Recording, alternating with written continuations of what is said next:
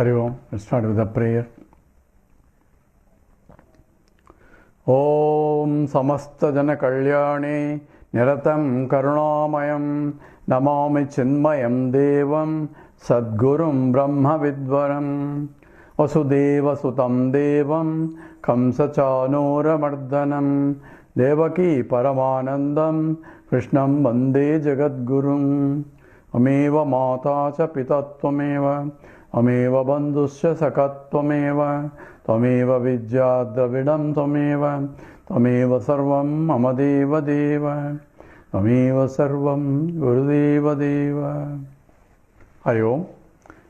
We are doing a series of talks on what is Advaita Vedanta. We covered that Brahman alone is real, being infinite, and there is no differentiation of any kind in that. Sajati, Vijati, Swagata Bheda. There is no internal differences, and there is no difference of different kinds, and there is no difference within the kind. All those different types of differences are negated by the scripture, by the statement Ekam Eva Advitiyam, which Shankara says is Sajati, Vijati, Swagata Bheda Rahitam. Whereas other Acharya say there are no Jati Bheda, different types, and within the type there is no difference of that kind. It means no Jati Bheda, no Vijati Bheda, but they have internal differences. Brahman is only one, and one is infinite, but in that one there are finite things. So each jiva and many jivas are there, and there is a world also, Jagat also. And Jagat means there are 14 worlds also. So 7 up and 7 down, and total 14 lokas are there, and all the jivas in that, individuals that are living in that, all 14 worlds are also part of the total Brahman only. Because it cannot be separate from Brahman by definition, because Brahman being infinite. If something is separated out, then it is a Brahman, ceases to be Brahman. So there are internal differences, and according to this one, as we covered in the Panchadasya also, that the jiva, of the size of jiva is, if you take the cross section of the hair, and if you divide 100 parts of that, and then again divide one part, again 100 parts, that may be the Atma, the soul of an individual is smaller than that. So that is the size of each jiva, and that's where they are inside the total Brahman. So you can see millions of jivas there constituting the body of the Ishvara. So that is how the Visishtadvaita and other philosophical traditions explain that. But from the point of Advaita, the pure Brahman is only one, and the creation called Vyavaharika Satyam is only apparently real, and therefore, and the Brahman being the Adhishtanam, and it is substantive, and the other one is only Adhyasa. Adhyasa is superimposed, and that becomes the glory of Ishvara also. And from the point, there are two references there, and one has to be careful from what reference you are making a statement. So people jump from one to other and make comments and say this is a contradiction. So Brahman cannot create, but at the same time there is a creation. Is that a contradiction? Oh, that's why in Advaita a lot of contradictions. It's not a contradiction, it is a different, called ontological status. The reality status is different from, one is Paramarthika, and it is the Vyavaharika. And from Paramarthika point, nothing can be said, because who is there to say anything? It is infinite, homogeneous, existent consciousness, and that statement is also not from the Paramarthika point. It's only pointing for the guys who is limited, thinks that there is a truth which is Satchidanandam, which is Brahman, and that is only to recognize from that point. Once you recognize, there is nothing else here, because it is no walk, no word can go there, na vak gacchati, neither mind go there, and the whatever they go, they come back reaching without reaching that. That's what the scripture itself says. You cannot describe it. Even Advaita, Brahman, all those words is only relative with respect to the Vyavaharika, trying to point out that Paramarthika. And say, how do you differentiate all these kind of things? Is there a support for you to say something? So there is a scriptural support and there is a logical support also. And that's what Advaita Vedanta rests. So what is scriptural support? And many statements says Brahman alone, Ekameva Advitiyam, it is pure existence, pure consciousness and all that.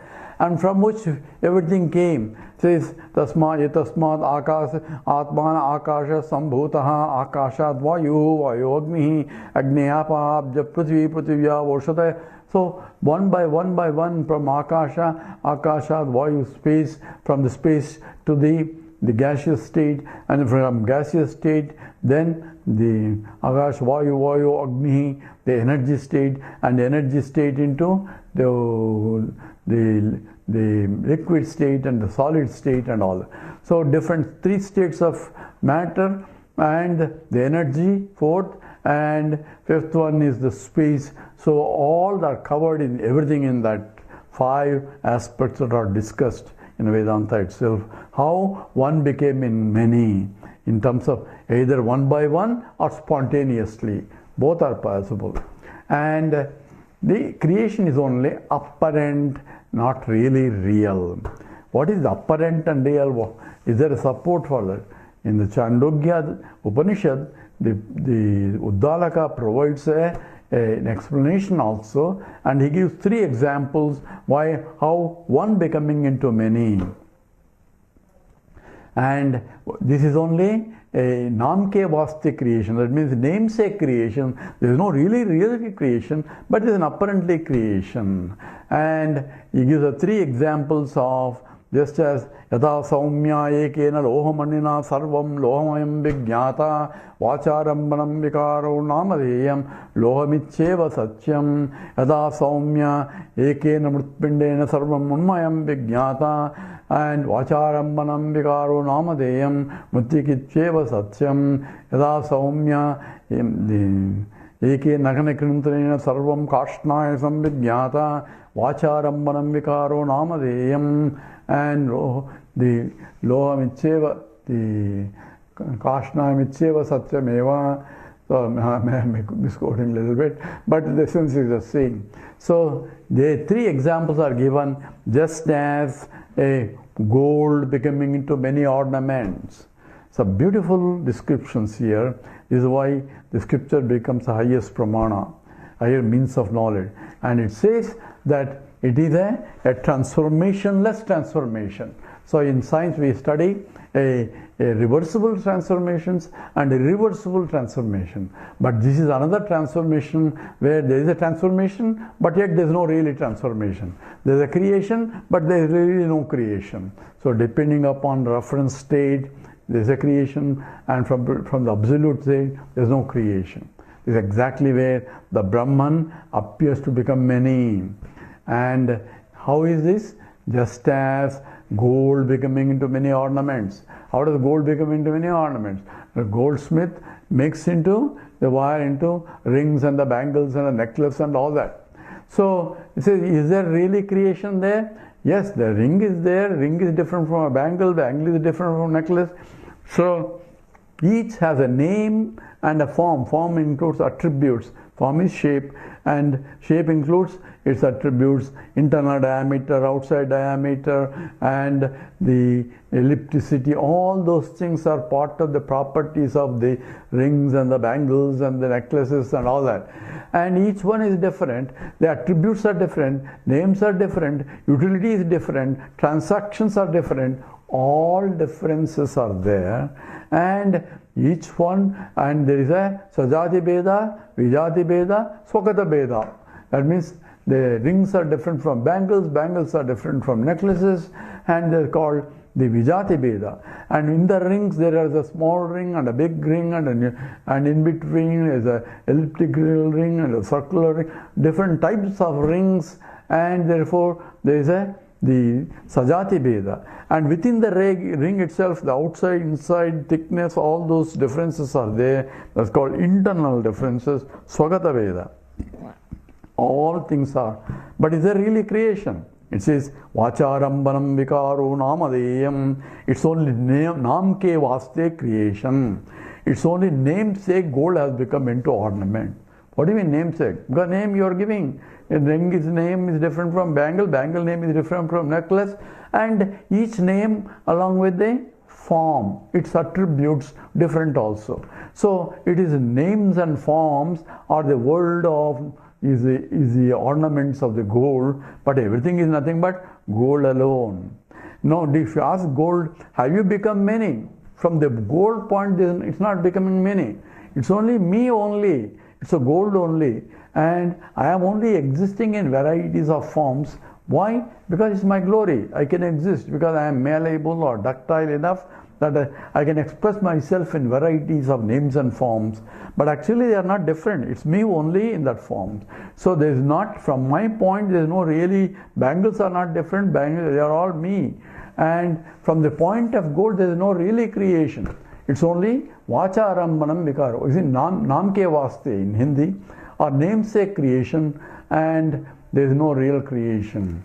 That is the scripture is providing you. It is the same way how Brahman has become into many. How the Sat, which was originally only one, appears to be many. And that is the description by the scripture saying that there is a Paramarthika Satyam, there is a Vyavaharika Satyam. Paramarthika Satyam is a gold point. It is relatively, is an example. Don't push that, oh, gold is different from iron and all. It's only an example here. From the gold point, it is Paramarthika Satyam. When it becomes a ring, it's not really transformed into ring. It appears to become a ring, but it is a transformationless transformation. A ring can become a bangle. That's called the destructive transformation. Ring is no more and the bangle has come out. And that is called the parinama. Parinama means transformation which is destructive.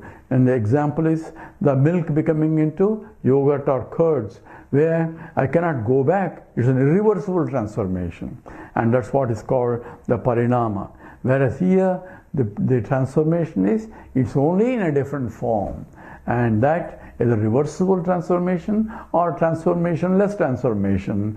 And that is essentially what scripture points out in terms of the creation from one to the many is a transformationless transformation. But within that vyavahara, within the transactions, I don't like these rings, I want to make it into a bangle, or I want to make it into a necklace. So that's a destructive transformation, and it's called parinamam. So parinamam is within the creation, within the vyavahara, you can call it parinamam. From the paramarthika to vyavahara, it's a transformationless transformation. One is called vivarta, that is called transformationless transformation, and is called parinama. These are all extensively discussed in Advaita Vedanta also. So we are just touching base in terms of the transformations, and these two, name and a form, together goes into the world. All the ornaments, ring and name and its attributes. Bangle, name and its attributes. Name and the attributes are together. So I call it a ring because it has a ring's attribute. So because of that attributes, I call it a ring. So from attributes, I can define the name, I give a name. And that's what even a chemistry student, what does he do? So when he finds to discover something, he looks at the properties of the material, how it responds, and based on the properties, physical and chemical properties, he has to deduce what is the material, and he gives a name for the material. If it doesn't fit anyone, he calls a new material discovered. So obviously, based on the properties and the materials, the substratum, are together a relationless relationship, and called Nyaya calls it I don't remember the word now. That's the relation between the attributes, guna, and the locus, visheshana, visheshyam. And that relationship has been extensively discussed in all the philosophical traditions in terms of whether the world is an attribute or world is independently existing. All these things are part of the discussion of the Advaita Vedanta and also Vedanta itself, and even philosophical outlook of that also. We'll cover what is required in terms of Advaita Vedanta.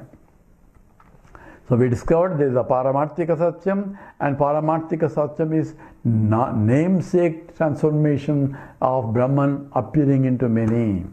In the same way, namesake transformation when I go to the dream state, and what am I creating? The whole universe is creating. There's the trees and the valleys and the rivers and the mountains are all creating, and there are different varieties of insects and people, and there also you can have a rabbit with the thorns also, because you know what is thorns, you know rabbit, you can put them together, you can create. You are a creator. Who is that you?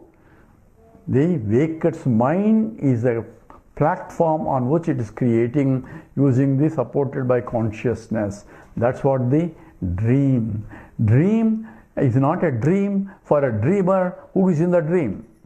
Dream is not a dream for a dreamer who is in the dream. So as long as I am in the dream state and I am in the forest, it's a hot sun is there, and I see a tiger coming and trying to chase me. So tiger is real, the trees are real, and I had to run away from the tiger to save myself. So running is real. All that reality from the dreamer's point, it is as real as waker's point in the waking state when he sees a tiger and he has to run.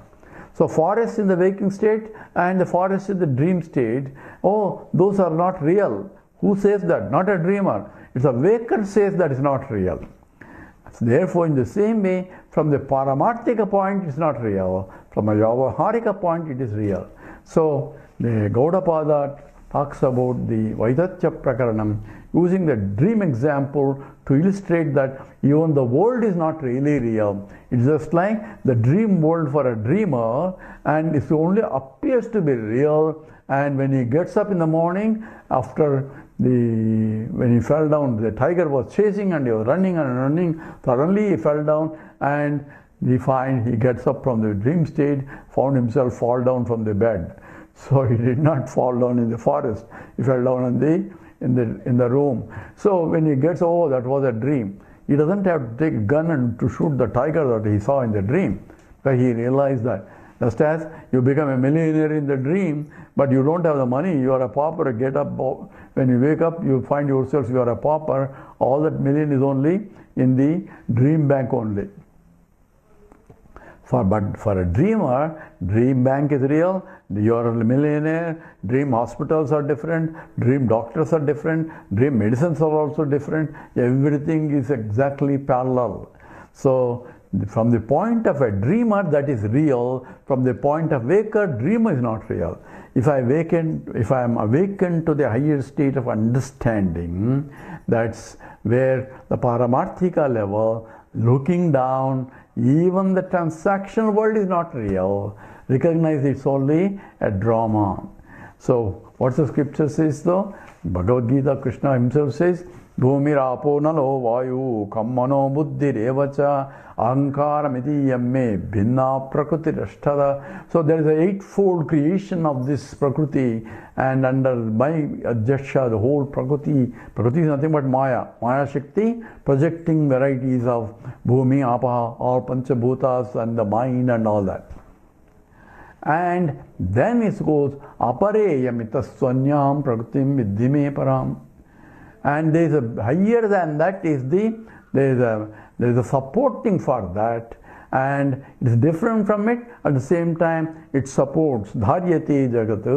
So it supports the whole universe. Adhishtanam. From Adhishtanam point, there is nothing. It's ekameva advitiyam Brahman. The whole universe is supported by me only, and that is, we call it Ishvara.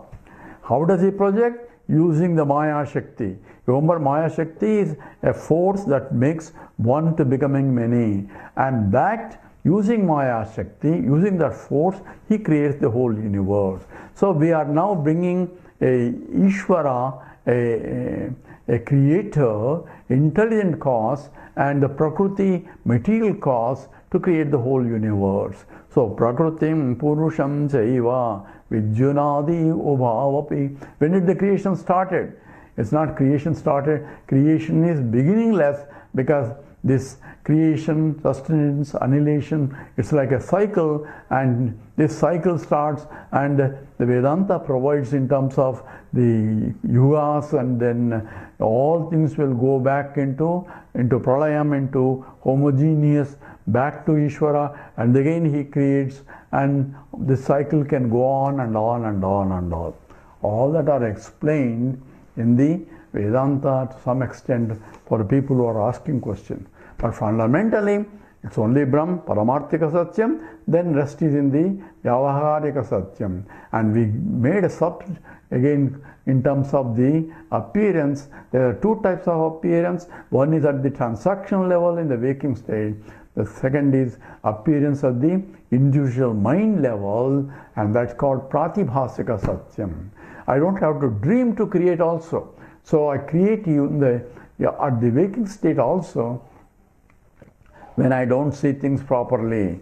And this is an example that is extremely used in the Advaita Vedanta, where I am walking in the semi-dark or semi-lighted area, and people warn me there are a lot of snakes around, be careful, but I have to go somewhere. I'm walking, suddenly I stepped on something which is around 5 feet long, and when I stepped it's soft, and suddenly I remembered a lot of snakes are there, and it may be a snake because snake is also soft and it's also around 5 feet maybe, and I'm scared. They say I stepped on the snake, and I felt some biting thing like that, and I'm afraid, and I have blood pressure problem, my heart is pumping, my blood pressure went up, all those reactions are there. But when I say, hey, I was beaten by a snake, it was there. It says, there's no snake there, it's a rope. So, what do you mean there's no? I'm suffering here and you're calling me a rope. So a doubt arose because somebody else said that that's not really a snake. So we went to investigate how. We took a torchlight to make sure, and then I found out it's only a rope there. So where did the snake come? Oh, snake is only I imagine. Imagination where? Imagination in my mind. At that time, I don't think it's an imagination. I thought there's a real snake there. So from my point, as long as I do not know, and I see the attributes of the object and associate, my mind creates a snake because I don't see a rope. So absence of the knowledge of the reality, since I do not know complete knowledge, partial, if I don't know complete dark, then there's no problem, I just walk through. Since I have partial knowledge, I can see something and I am feeling something at the same time, it's not really real later. So as long as I don't see the reality, the actual reality, then I take whatever I see or experience as real, therefore snake is real for me, until it's proved by a better means of knowledge that it's not really real. Same way, the world appears to be real. I am born, I'm going to die, and I suffer, my back is paining, all 9 yards that you go through in your waking state, and so many years I have family, my wife, my child, my this, my all that. All that is only apparently real. Kate kamta kaste putraha samsaro yamidiva machitra. So it's a variety of drama of life itself, is a beautiful drama, provided you enjoy it.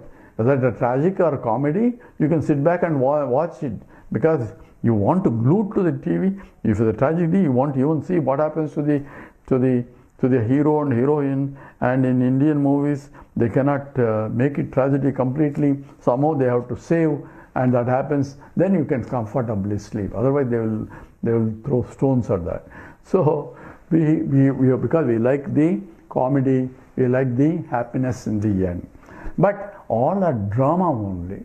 It's as long as it's on the screen, it is so real. My identification with the characters are so intense. When the hero or heroine running in the forest, I am sitting in an air-conditioned room and comfortably after heavy lunch, and here is the the heroine or somebody whom I identify with, and she's starving and being chased and all that, and I feel my heart is pumping, wondering what's going to happen, because my intense identification with the character, which is nothing but on the TV, and on TV it's only TV background screen only, it's only shades of colors, they are showing something, all nothing but the real heroine who acted like heroine is comfortably billions making, sitting somewhere else and enjoying somewhere. She is not suffering. So, but as a character is showing, but my identification with the so much character is so good that I get carried away and I suffer the consequence. There's a funny joke here. One Swami was invited to the bhiksha or food for dinner, and after dinner they were sitting there and they wanted to watch some movie, and the lady turned it on. Swami, this is a very good movie, let's watch. And that was a tragedy, and the heroine was suffering, and the lady was crying, and there's a big the box of tissue papers to clean, and she was crying and watching that. If you, why are you watching live? Let's turn it off. No, I want to see what happens. So she's watching and suffering as a consequence, and she saw her husband is also crying. So the lady said, "Why are you crying? I am alive. It's only heroine," she was telling. And the Swamiji said, "That's why he's crying." It's a joke, of course. He's crying because you are alive. And so obviously the point is, when you identify yourself, the suffering of what you identify with becomes your suffering. This becomes a means to understand why a pure consciousness, as though local in the jiva, in that, suffers. So I am comfortably sleeping on the Dunlop bed in the AC room, and when I created a dream world, and along with the dream world that I created, I entered into my dream state as a jiva, and then there, looking at the creation and while enjoying, suddenly I see tiger and then I am running. So I have pleasure and pains and all that because of my identification with self, with the local entity, separate, as though tiger is different, forest is different, the valleys and hills are different. I had to save myself from that tiger. I created the tiger, I created myself, and I am suffering from the creator that I made it. This is exactly identical situation in the waking state. That's what Vedanta tells you in terms of waking world is not different from a dream world. The reality that you associate depends upon who is giving the reality. For a dreamer, dream world is real. For a waker, waking world is real but not dream world. And if a dreamer, in the dream he goes to sleep and then dreams second order dream, that dream is not real, but the other dream is, the first order dream is real. So this relative basis is all relative only. There is no absolute. And all the relative, the mechanics of Einstein are all only applicable at that level. From the absolute point, there is nothing of that. So when something is relative, there has to be a substantive or substratum that has to be absolute, which doesn't change, which is not relative. And that's what Vedanta is zeroing in. Now we have discussed the Paramarthika Satyam, there is a Vyavaharika Satyam, there's a transactional world, and the Pratibhasika Satyam. In the transactional world, individual jiva, did not create the world. So I have to be careful. I don't create a monkey there and then see the monkey. That becomes a Vijnanavada. So monkey is created by the Lord and how it came, but when I am seeing the monkey there, I feel I am different from the monkey. So because I identify myself with this body, mind and intellect, and therefore this is, I am this and I am not that. So that is excluded from this. So I am this, I am this, I am this. So that's how everybody defines themselves, because that's how the definition of who are you? I am so and so. and then you give me all the qualifications as I am this, and that's how we started the talk. So I identify myself with the body, with the mind, with the intellect, as I am this body, 5 feet tall, and I am fair complexion, or I am little black, or I am brown, and all that. Well, the body problems are my problems. And people think, oh, we are great people and other people are low people, all at the relative, only skin depth. All that differentiations and all that is only superficial. So when I identify myself with that, I feel I am that, different from that. That identification, I am this, is called ahankara. Since this is limited, and I don't like limitations because inherently I am infinite, Brahman. So I want to become Brahman by acquiring this, acquiring that. So I want that to become mine. So I am this and this is mine. That's called ahankara and mamakara. These are the two fundamental errors that I make and make my life suffering. This becomes a samsari. And we go into more details about the nature of this in the next talk. Om Purnamada Purnamidam Purnat Purnamudachyate Purnasya Purnamadaya Purnameva Vasishyate. Om Shanti Shanti Shanti. Harihi Om Sri Gurubhyo Namaha. Harihi Om.